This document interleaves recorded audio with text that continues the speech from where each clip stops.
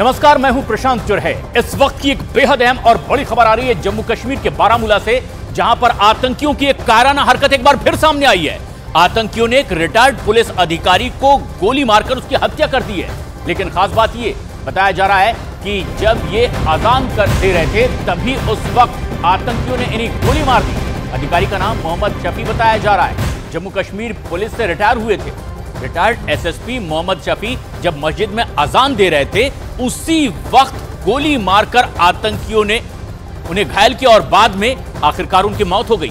आतंकी हमले के तुरंत बाद ही सुरक्षा बल ने जवानों ने पूरे इलाके को घेर लिया है और आतंकी हमले में शामिल आतंकियों को पकड़ने के लिए तलाशी अभियान पूरे इलाके में बारामूला में जारी है। जम्मू कश्मीर पुलिस ने इसे लेकर ट्वीट भी किया है और इस पूरी घटना की जानकारी दी गई है, जिसमें बारामूला में रिटायर्ड पुलिस अधिकारी की आतंकियों के द्वारा की गई हत्या का जिक्र है। रिफत हमारे सहयोगी इस वक्त हमसे सीधे जुड़ रहे हैं। रिफत, आतंकियों की एक बार फिर कायराना हरकत, और ये तब तो और ज्यादा काबिले गौर है जब वो अजान दे रहे थे उस वक्त आतंकियों ने गोली मार दी। क्या जानकारी दी गई है विभाग की ओर से ट्वीट करते हुए? देखिए प्रशांत, बिल्कुल ये एक एसएसपी थे, मोहम्मद शफी इनका नाम था। 2012 में रिटायर्ड हुए थे और उनको गोली मारकर हत्या कर दी गई उनकी। वो मस्जिद में अजान देने के लिए गए थे और उनके भाई ने भी यही कहा कि ये अक्सर अजान देते थे इस मस्जिद में, और आज जब ये अजान देने पहुंचे तो इनको गोली मार दी गई। और ये एक बड़ी दुखद खबर है जिस तरीके से ये खबर सामने आई है, और ये समझा जाता है कि शायद मिलिटेंट जो है अपनी प्रेजेंस दिखाने के लिए कहीं ना कहीं उस शख्स को अब टारगेट कर रहे हैं जहां पे खबर बन सकती है, क्योंकि एक आला अधिकारी पुलिस का रहा है, अब इसकी हत्या कर दी गई। तो ये वो जो मिलिटेंट हैं तो ये कहीं ना कहीं अपनी प्रेजेंस दिखाने के लिए ये सब कुछ कर रहे हैं। खासतौर से अगर हम राजौरी पुंछ की बात करें, अभी वो खबर जो है वो थमी नहीं और यहाँ से एक और बड़ी खबर जो है ये सामने आ गई। तो फिलहाल इस पूरे एरिया को कॉर्डन में लिया गया है, अभी डिटेल सामने आ जाएंगी। लेकिन मैं आपको बता दूं, या दर्शक जो हमें देख रहे हैं उनको मैं बता दूं कि ये जो पूरा उड़ी का एरिया है ये एलओसी के साथ सटा हुआ एरिया है, और उसके बाद बारामूला टाउन तक जो है उसके बीच में ये गांटमूला आता है, यानी उड़ी और बारामूला के बीच में ये टाउन आता है। और ये समझा जा रहा है कि ये सिक्योर एरिया है, क्योंकि वहाँ पे प्रेजेंस जो है वो सेना की भी बहुत है इस पूरे एरिया में, क्योंकि ये फ्रंटियर डिस्ट्रिक्ट है, ये लाइन ऑफ कंट्रोल के साथ सटा हुआ एरिया है और उसमें पुलिस की भी प्रेजेंस है, सीआरपीएफ की है, बीएसएफ की भी इस डिस्ट्रिक्ट में प्रेजेंस है।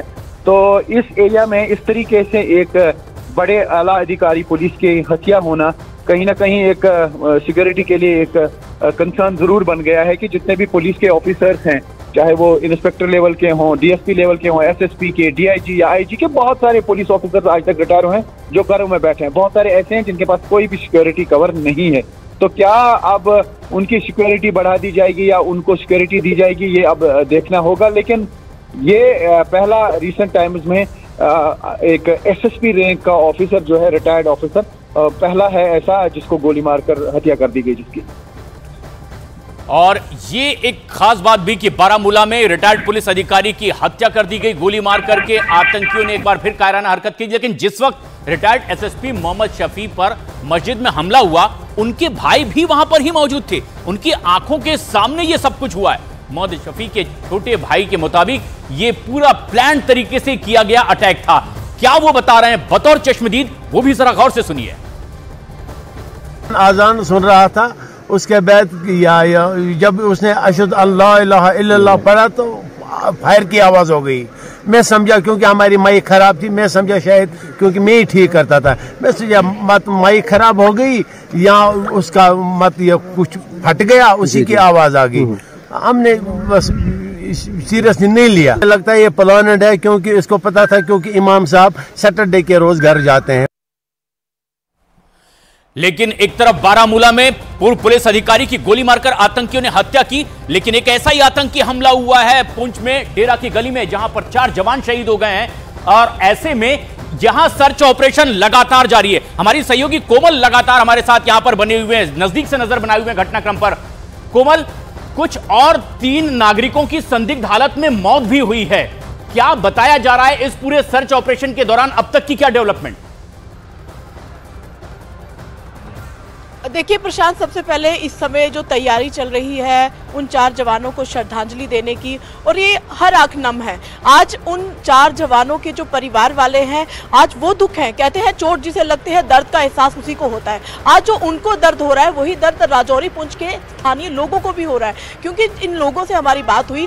हम जहाँ भी गए, जहाँ भी हम बैठे, जहाँ भी कवरेज के दौरान हम लोग गए, हर कोई स्थानीय लोग यही कह रहे थे कि बेहद गलत हुआ है, बहुत गलत हुआ है। उन 4 जवानों की जान गई है। अभी बीजी का हमले में जो 5 जवान शहीद हुए थे 20 अप्रैल को, उनकी शहादत को नहीं भुलाया था इन स्थानीय लोगों ने। आज भी वो याद करते थे। हमें याद है कि बीजी में जब हमला हुआ था तो उन दिनों ईद थी और स्थानीय लोगों ने अपने घरों में खाना तक नहीं बनाया था। और यहाँ पर भी कुछ ऐसा मंजर देखने को मिला। जिस दिन 21 दिसंबर को यह हादसा हुआ था, यह हमला हुआ था, यहाँ के स्थानीय लोगों ने खाना तक नहीं खाया था। और ये सबसे खास बात भी है कोमल, जो आप कह रही हैं, श्रद्धांजलि उन जवानों को दी जा रही है, लेकिन इधर बारामूला में जिस तरह से एक बार फिर कायराना हरकत हुई है, ये सबसे खास बात है। और खास बात ये कि जब ये पूर्व पुलिस अधिकारी मस्जिद में अजान देने गए थे, उस वक्त आतंकियों ने गोली मारी और उनके साथ उनके भाई भी मौजूद थे। एक बार फिर आपको सुनाते हैं बतौर चश्मदीद उनके भाई क्या कहते हैं, किस तरह से इस पूरी आतंकी वारदात को अंजाम दिया गया। अजान सुन रहा था, उसके बाद जब उसने अशहदु अल्ला इलाहा इल्लल्लाह पढ़ा तो फायर की आवाज़ हो गई। मैं समझा, क्योंकि हमारी माइक ख़राब थी, मैं समझा शायद क्योंकि मैं ही ठीक करता था, मैं समझा मत माइक ख़राब हो गई या उसका मत ये कुछ फट गया, उसी की आवाज़ आ गई। हमने बस सीरियसली नहीं लिया। लगता है ये प्लानेड है, क्योंकि इसको पता था, क्योंकि इमाम साहब सैटरडे के रोज़ घर जाते हैं। रिफत हमारे सहयोगी लगातार हमारे साथ बने हुए। रिफत, उनके भाई ये कह रहे हैं कि अजान देते वक्त उन्हें गोली मारी गई है, लेकिन लगातार इस बात को सामने भी लाया जाता है कि ये ईमान धर्म के लिए इस तरह का काम कर रहे हैं, आतंकी वारदात को अंजाम दे रहे हैं तो अपने ईमान धर्म के लिए कर रहे हैं, लेकिन ये एक्सपोज हो रहे हैं इस तरह से जब अजान करते वक्त एक पूर्व पुलिस अधिकारी को गोली मार दी गई। कोई बात अब सामने आ पाई है जो स्थानीय लोग कह रहे हैं, उनके भाई कह रहे हैं, परिवार के लोग कह रहे हैं? देखिए प्रशांत, जिस तरीके से ये मामला सामने आया है, जैसा मैंने कहा कि मस्जिद जो है अल्लाह का घर है, और अगर अल्लाह के घर में किसी को गोली मार दी जाएगी, और इस्लाम में मना कर दिया गया है किसी भी इंसान का कत्ल करना। कहते हैं अगर एक इंसान का कत्ल कर दिया गया तो वो इंसानियत का कत्ल है। तो उससे आप अंदाज़ा लगा सकते हैं कि ये मामला जो सामने आया है ये कितना गंभीर है और इसके क्या जो है माने हैं। तो लेकिन जिस तरीके से मैंने कहा कि कहीं ना कहीं जो ये मिलिटेंट है वो कहीं ना कहीं अपनी प्रेजेंस दिखाना चाहते हैं, वो कहीं ना कहीं खबरों में रहना चाहते हैं, क्योंकि एक और मामला भी है कि कोई और पुलिस वाला जो है, क्योंकि काफ़ी सारे पुलिस के लोग जो है वो एंटी मिलिटेंसी ऑपरेशंस में काम करते हैं, मिलिटेंटों के खिलाफ जो एनकाउंटर करते हैं। हो सकता है कि उनको एक डराने की कोशिश हो, उनको ये बताने की कोशिश हो कि वो एंटी मिलिटेंसी ऑपरेशंस में हिस्सा ना लें, या ये मैसेज देने की वो कोशिश कर रहे हो कि देखिए अगर आप रिटायर हो जाते हैं तो हम आपको घर में भी मार सकते हैं, या जहाँ पे भी होंगे, चाहे मस्जिद में भी होंगे वहाँ मार सकते हैं। तो ये काफ़ी चीज़ें हैं जो अभी बाकी डिटेल्स आएंगी, लेकिन जैसा कि आपको जो हम दर्शक हमें देख रहे हैं उनको मैं बता दूं कि ये एक रिटायर्ड एसएसपी थे, ये घाटमुल्ला बारामूला में रहते थे और ये 2012 में रिटायर हुए थे, और अब ये घर में थे और अक्सर ये सुबह अजान देते थे मस्जिद में, और सुबह जो फजर की नमाज होती है ये अंधेरे में ही जो है अजान होती है। तो ये अजान दे रहे थे तकरीबन मान लीजिए कि 6:30 का टाइम, 6 साढ़े 6 के बीच में, और उसी टाइम जो है इनको गोलियां मार दी गई। उसके बाद जैसे इसके भाई ने कहा कि रोने की आवाज़ आई, यानी कि लोगों को पता चला होगा कि हुआ क्या। उसके बाद इसको हॉस्पिटल ले जाया गया, लेकिन वो जख्मों की ताब ना लगाकर दम तोड़ बैठा। पूरे एरिया को घेरे में लिया गया है, चप्पे चप्पे की तलाशी की जा रही है। हालांकि अभी किसी संगठन का नाम जो है वो सुरक्षा बलों या पुलिस ने नहीं बताया है।